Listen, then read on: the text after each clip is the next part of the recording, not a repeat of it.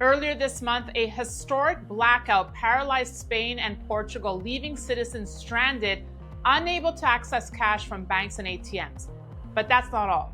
New rules in Spain now impose strict controls on cash withdrawals. Over 3,000 euros, well, you'll need to notify the tax agency 24 hours in advance.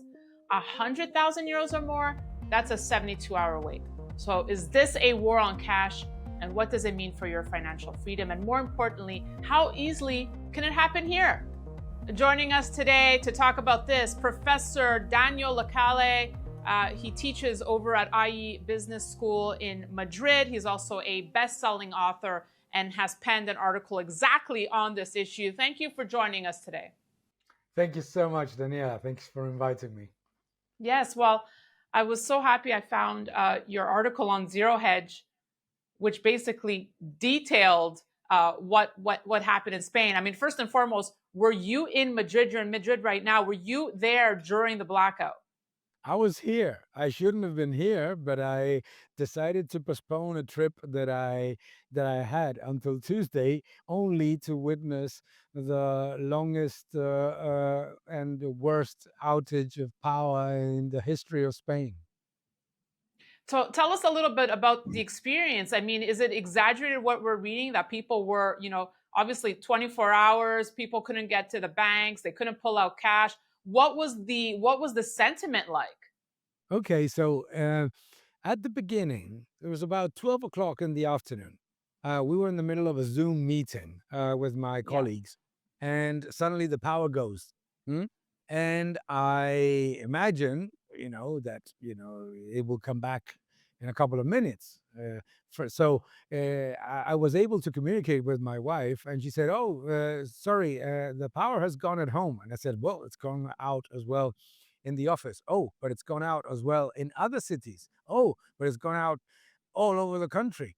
And then suddenly, no phone communication, no WhatsApp communication, no way to access the internet, no possibility of getting any type of cash from any bank or financial institution, as you rightly said, and started to see floods of people walking down the street trying to get to their homes. It was pretty Wow. staggering to see. Yes. Apocalyptic. Hmm. You, I could I not would get say a it's hold of anybody. yeah, that's terrifying. I mean, your article, the warning in it, you say this was a catastrophe that you say was created by design Yeah. and is a warning to the rest of the world. Why do you think it was created by design? Well, it was created by design because the unfortunately, in many countries, including Spain, activists have taken over energy policy. And those activists actually don't care if there's a big disruption of supply, if industry doesn't get access to power, or if the economy suffers, because their objective, which is degrowth, is unfortunately very much aligned with what they're doing. No, um, why do I think that this is a warning to the rest of the world? Because net zero policies achieve this. No, the decision to have 100% renewable sounds very positive to people, but people don't seem to understand that the renewable energy that we get is intermittent and volatile. And that what happened in Spain was not due to lack of power capacity, but due to an enormous rise in tension that made suddenly the entire system collapse. And this is what's most scary, is that it's impossible to restart it the way that we're used to. We're used to maybe, oh my God, there's a blackout. Oh, it'll come back in a couple of hours at worst. No, it was impossible to restart. And the reason why it was impossible to restart is because gradually these people have been, through energy policy, creating an energy mix that is intermittent, that is volatile, and that at the same time makes the grid unreliable. No? So this was a warning because we have seen it in Australia, we have seen it in the UK. Power outages in the 21st first century should be something that we had disregarded It doesn't make any sense with the level of interconnection of technology, of uh, mm, complexity of grids, etc. We should not be having blackouts, let alone the worst blackout in the history of Spain, Right. and with no access to communication, Daniela. Nobody could get in touch with their loved Terrifying. ones. My parents, for example, who live in Madrid. My parents, they're 83 and 87 years old. My father Yes. has Alzheimer's. They don't know. They didn't know. They didn't know what to do. They didn't know Wow. how to manage themselves, and I could not get access to them. Uh, just two questions here. You say it happened because of a rise in tensions. Hmm. What do you In mean by tension that? and in the tension of the grid. The so Okay. for people to understand the reason why we are able to achieve the magic of uh, pressing and suddenly getting light is because we have the grids that maintain a, a stable level of tension in the system, no, and that allows for constant supply. Electricity is incredible. Electricity is something that is very, very difficult to manage because it's not like water where you can increase the pump and reduce the pump. It's something very, very challenging, and therefore what you need basically is to have base load energy that works all the time, nuclear, hydro, Right. that gives stability to the grid, that allows us to uh, press a button and get power. No, and at the same time, renewables support the system as well but they're volatile and intermittent. So when there's a big push of tension in the system, what happens is that suddenly a tremendous amount of power capacity disappears from the system for security purposes, so that you don't start getting blow ups everywhere. No? And that's a blackout. Usually, what happens then is that if you have enough inertia in the system that is usually provided by nuclear or by hydropower, if you have enough inertia, then you restart the system and everything goes back to normal. Okay. What happened here is that we had 80% renewables, only 11% nuclear, and very little natural gas, 3%. Right. And what happened then was that the what's called a black restart, or a restart that allows the system to go back to normal functioning, simply didn't happen. And that is because of the decision to uh, rely excessively on solar, in particular, solar power and wind power. So let me ask you this, Professor. Obviously, the government must realize the risks, right? Like you said, this was the greatest blackout in the history of Spain and Portugal. So, why are governments leaning in this direction?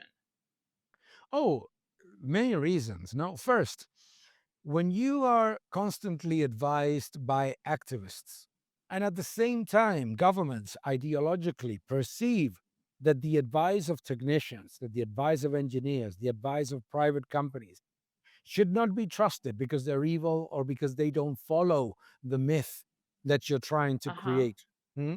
What happens is that you surround those governments surround themselves by yes men that say yes to everything, because this is incredible.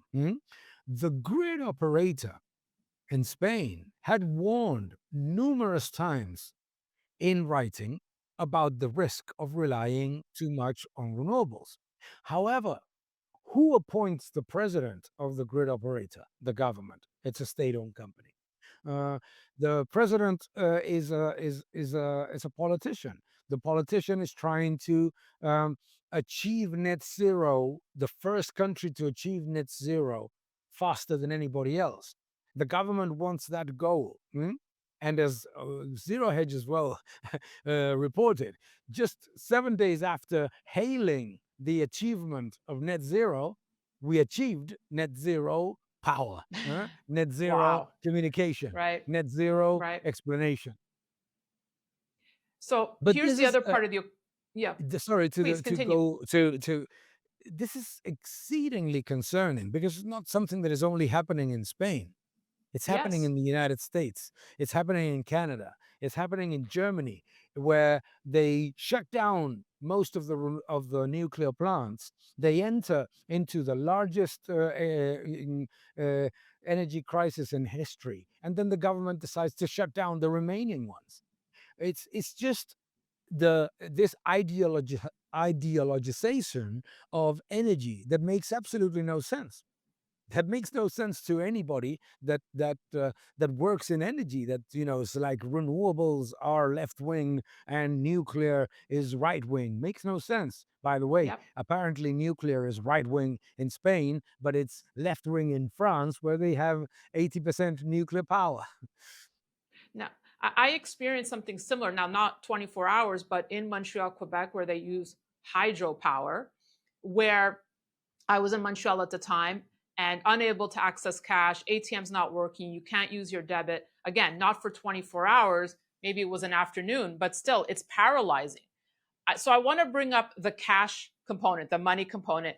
I don't know if there's a correlation, but I do find it's interesting that now, if you're planning to withdraw in cash in Spain, you can now face fines up to 150,000 euros if you don't advise the tax agency in time. Professor, it just feels like there's a war on cash. There is absolutely. Um, Uh, cash yeah, is talk to me about cash is what freedom. you're witnessing. Cash is freedom. And governments don't want freedom, governments want control. So it's very easy for governments to use the excuse of fighting against the underground economy, fighting against illegal trafficking, whatever, to go against everybody else's use of cash. No, no, it's very, very typical. And it's interesting. In the middle of the blackout, a lot of people suddenly hinted at the following: oh, if we had had the digital euro implemented by the central bank, we could be using our money. See, there is How so, though? Wait, Professor, how so? Don't you need internet, electricity? the digital euro, as the ECB announces, will have availability of transactions, even, and it's in there. You can see Ah, that in their videos, even if there is no power or no internet. And suddenly, Spain got no power and no internet and no ability to get cash. So, why is it important and why it ties? Completely agree with you. The attack on cash and the fight against cash with this situation, because it's all about social control. The blackout has left everybody defenseless. No, everybody suddenly realized, oh my gosh, I cannot get hold of my mother. I cannot get hold of my family. So it's basically leading like sheep everybody to accept higher levels of social control in exchange for allegedly a little bit more security by the same people that have created the problem of security, both in the cash side and in the electricity side. And if you think that I am a conspiracy theorist, you should actually look at the video of the ECB saying that the digital euro would be phenomenal because you could be able to make transactions if there was no power and no internet access. And obviously, the first question that comes to your mind is, why would there be no power and no internet access? We just got it. We got net zero. It is wow. all. Everything is connected. Did they do it on purpose? No. They wanted to. Uh, they wanted to prove the world that Spain was going to be the first developed economy to achieve net zero and 100% renewable power. And they obviously ignored all the warnings of the grid operator technicians themselves, of the National Commission of Competition, of the grid operators of Europe. So many warning signs. I published an article in Spain, and it was almost 2,000 words because of listing all the warnings about this. But when the objective is to achieve something and everything else is expendable, everything else is secondary, then you get what happened in Spain. So the objective was to prove that Spain would achieve 100% renewable power in one day, and the risk of getting into blackouts was completely secondary. Wow. Just incredible the way you just connected those dots, Professor. Final point about taking back control. I know we've had discussions about owning gold in the past. Um, would gold have saved you in a situation like this? Well, gold and dollars would have saved you definitely. Mm. Um, why? Because obviously, imagine you go to a store, you cannot pay for your groceries, and you have nothing in the fridge. Huh?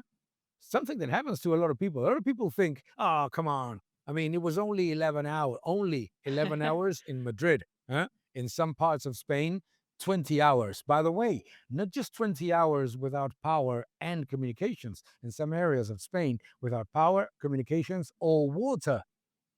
Or water, because it's also run by hydro. And so what a lot of people think is, what would you have done in such an environment? Well, the same technology that is allowing governments to repress is the technology that may allow citizens to free themselves, i.e., you can build a safe power network in your own home with technology today. You can certainly have gold, and I can tell you that there's no problem whatsoever. You go to a store and you have to use this gold ring, and you get food. That's for sure. I tell you what, you don't get with other options. You don't get food with electronic fiat money. So, but we need to be aware of this dangerous path of being uh, of creating a system that is making people more dependent and unsafe in situations like this. So that's why I say it's a warning to the world, because I speak with my Canadian friends, and my Canadian friends say, "Oh, don't worry, we don't have that problem." "Oh, you don't have that problem. Fair enough." "Oh, the Australian people thought they didn't have that problem, and they had a power outage, not as aggressive as the Spanish one, but you will get it as well." And I come back to the point, we need to understand that with the technology, the grid complexity, and the availability of technologies in energy that we have right now, a power outage should be something that is completely abnormal, and a rarity of an extremity that you would not even imagine. And it's actually becoming more the norm, because a week before the Spanish national outage, there was an outage in one of the main train stations of Madrid. For months, we have been seeing uh, cuts in power to some industries, etc. Mm. So this is happening more and more often because the system is unreliable. That's the problem. I absolutely believe this should serve as a warning because we do take it for granted. You know, switch on the lights, switch off the light. You expect it to always be there until one day it's gone. And it really, you know, should force us to think, are you prepared if the grid completely goes out? And I mean, you mentioned Canada, and we have a new prime minister, as you know, Professor, who we'll see if wants to also join this race of going to net zero. Oh, he is. I mean, this net zero sounds nice. Hmm? Like all these policies, the nastiness is behind allegedly very nice words. No, net zero uh, may be achieved in the future through technology development, competition, and innovation. The way that you don't achieve it is by imposing a completely unreliable and totally unstable energy mix. And that's what they're doing. What governments are doing all over the world is saying, um, That should, I mean, this is something that I find fascinating as well. No, have you ever heard anybody in China say, "Oh, we're going to get rid of the coal plants"? Absolutely not. Why? Because the main objectives of energy policy are reliability, security of supply, and affordability. Hmm? And what has happened is that politicians have taken over and decided that they are going to make a change in energy that doesn't come from any of those three factors. If you think about why oil took over from whale oil as the main source of lighting, huh? It wasn't because governments loved whales. It was because it was cheaper, more affordable, it was more widely available, and it was easier to store. Absolutely. This is the first energy transition in history that is politically designed, that has absolutely nothing to do with technology development. Maybe in the future, I don't know, maybe in the future, solar and wind can be base load energies that provide enough stability and enough inertia to the system. What I know is that they can't right now. And what I Mm. also know is that all the storage batteries and different elements that they're trying to put in order to square the circle are basically small things that are not going to change anything in terms of a big blackout like the Spanish one. And you come back to that point is that, gosh, when it started, I remember saying, I have to get a power bank. And somebody said to me, "Why do you need a power bank? Your phone is at 90% battery. The lights will be back when by the time that the battery is running out." And I said, "I'm not entirely sure." And it didn't happen. And, and it didn't happen. Wow. Absolutely should serve as a warning. Professor Lacalle, thank you so much for joining us. It's a great We'll see you pleasure. Thank soon. you. And thank you all for watching. We'll have more great content coming your way. So be sure to stay tuned to the Daniela Cambone Show here on ITM Trading. Hi, everyone. If you're starting to question the system and want to protect what you have earned, you will want to download our free Gold and Silver Protection Guide. It's a clear, easy to follow resource that explains why gold and silver have stood the test of time and how they can help you build real financial security even as the dollar weakens. You'll learn about which metals to consider and the plan that best suits your needs, not Wall Street's. So click the link or scan the QR code to get started today. You're not going to regret it.